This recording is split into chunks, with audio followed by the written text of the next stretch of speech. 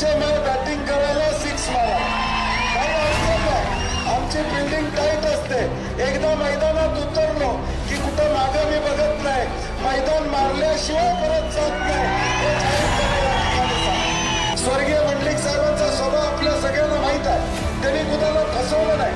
स्वाभिमान कायमपणे टिकवून ठेवण्याचं काम त्या कर्तृत्व नेतृत्वाने या ठिकाणी केलं. बंटी पाटलांना 2019ला मदत केली का नव्हती? सांगा. परंतु आज ते म्हणतात की आम्ही काय मदत मागायला या ठिकाणी आलो नव्हतो.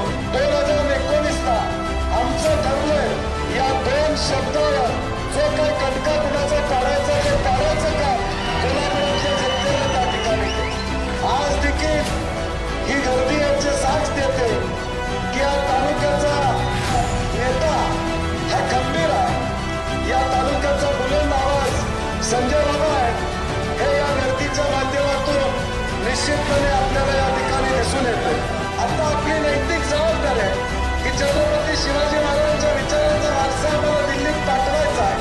तो नुसता पाठवायचा नाही तर तो धूमधडाक्यात पाठवायची जबाबदारी कागलकरांनी या ठिकाणी घेतली पाहिजे. केदार बेकरी सर्व स्वतःचे उत्पादन असणारी कोल्हापूर गारगोटी मेन रोडवरील एकमेव बेकरी. आमच्याकडे आम्ही स्वतः बनवलेले खारी, बटर, टोस्ट, बिस्किट्स, सर्व प्रकारचे स्वीट्स, नमकीन्स, केदार स्पेशल मलाई लस्सी, मसाले ताक, व्हॅलेंटिना नॅचरल आईस्क्रीम व इतर भरपूर पदार्थ मिळण्याचे ठिकाण. पत्ता केदार बेकरी, तळाशी फाटा, कोल्हापूर गारगोटी रोड. परंतु बाबा, जनमानसामध्ये तुमचं वजन आज देखील कायम आहे.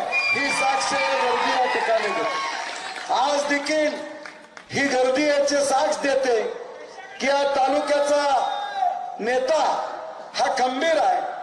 या तालुक्याचा बुलंद आवाज संजय बाबा आहेत. हे या गर्दीच्या माध्यमातून निश्चितपणे आपल्याला या ठिकाणी दिसून येते.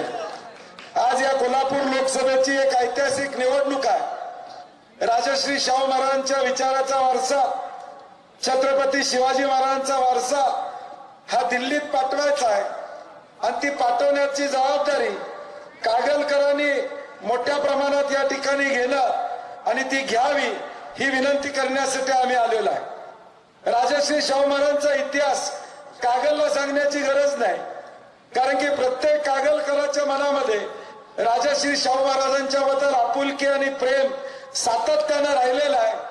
सातत्यानं कागलनं शाहू महाराजांचा दाखला प्रत्येक भाषणामध्ये सातत्याने या ठिकाणी दिलेला आहे.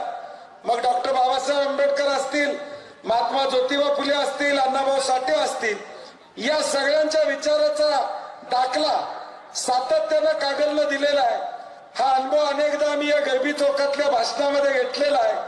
आणि म्हणून मागची भाषणं काढली तर तुम्हाला कागलकरांना काय करायचं हे मी सांगण्याची आवश्यकता नाही. ज्या ज्या लोकांनी शाहू महाराजांच्या माध्यमातून भविष्य काळाचं राजकारण करणं अभिप्रेत आहे आणि म्हणून ही एक वेगळी परिस्थिती या देशामध्ये निर्माण झाली आणि महाविकास आघाडी म्हणून आदरणीय महाराजांना आम्ही विनंती केली की आपण या निवडणुकीमध्ये उभं राहिलं पाहिजे.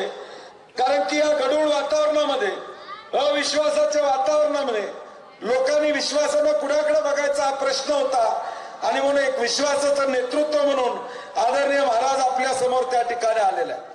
आता आपली नैतिक जबाबदारी आहे की छत्रपती शिवाजी महाराजांच्या विचाराचा वारसा आम्हाला दिल्लीत पाठवायचा आहे. तो नुसता पाठवायचा नाही तर तो धूमधडाक्यात पाठवायची जबाबदारी कागलकरांनी या ठिकाणी घेतली पाहिजे. तो धूमधडाक्यात दिल्लीत गेला पाहिजे विचार, ही जबाबदारी कागलकरांनी त्या ठिकाणी घेतली पाहिजे. आज या ऐतिहासिक गैबी चौकामध्ये सभा होते. मागच्या 2019ला बंटी पाटलांनी आणि आमच्या सर्व कोल्हापुरातल्या जनतेने काय निर्णय घेतला हे आपल्या सगळ्यांना त्या ठिकाणी माहित आहे.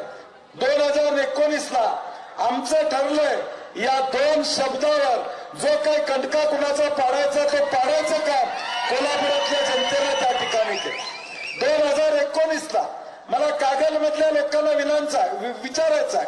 मुरगुडमध्ये देखील हा प्रश्न मी परवा विचारला की 2019ला तुम्ही छातीवर कुणीही सांगा, बंटी पाटलांना 2019ला मदत केली का नव्हती? जोरात सांगा. परंतु आज ते म्हणतात की आम्ही काय मदत मागायला या ठिकाणी आलो नव्हतो, आम्ही काय मागणी केली नव्हती. तुम्ही मागणी केलती का नाही केलती आता काय व्हिडिओ रेकॉर्डिंग करून मी ठेवलेलं नाही. तुम्ही काय करत होता, किती वाजता येत होता, भेटत होता, हे काय आम्ही सांगण्याची गरज नाही. परंतु या जिल्ह्यातल्या सामान्य माणसाला तुम्हाला मतदान केलं. सामान्य माणसानं एक वेगळी लाट असताना देखील त्या परिस्थितीमध्ये 2,70,000चं मताधिक्य या कोल्हापुरातल्या सामान्य माणसानं या ठिकाणी दिलं.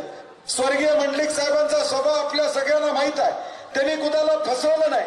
स्वाभिमान कायमपणे टिकवून ठेवण्याचं काम त्या कर्तृत्व नेतृत्वानं या ठिकाणी केलं. मला वाटतं आज मंडलिक साहेब असते तर काय केलं असतं मला माहित नाही.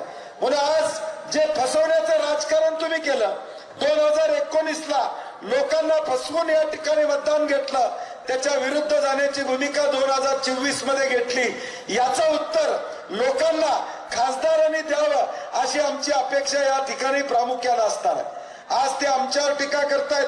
निवडणूक सुरू झाली त्यावेळी मी सांगितलं आमच्यावर टीका करा, संजय बाबांच्यावर टीका करा, काय अडचण नाही. बॉल कसलाही येऊ दे, बंटी पाटील सक्षम आहे बॅटिंग करायला, 6 मारा, काही अडचण नाही. आमची फिल्डिंग टाईट असते. एकदा मैदानात उतरलो की कुठं मागं मी बघत नाही. मैदान मारल्याशिवाय परत जात नाही हे जाहीरपणे या ठिकाणी सांगतो. अशाच नवनवीन अपडेट पाहण्यासाठी आमच्या KK न्यूज चॅनेलला सबस्क्राईब करा.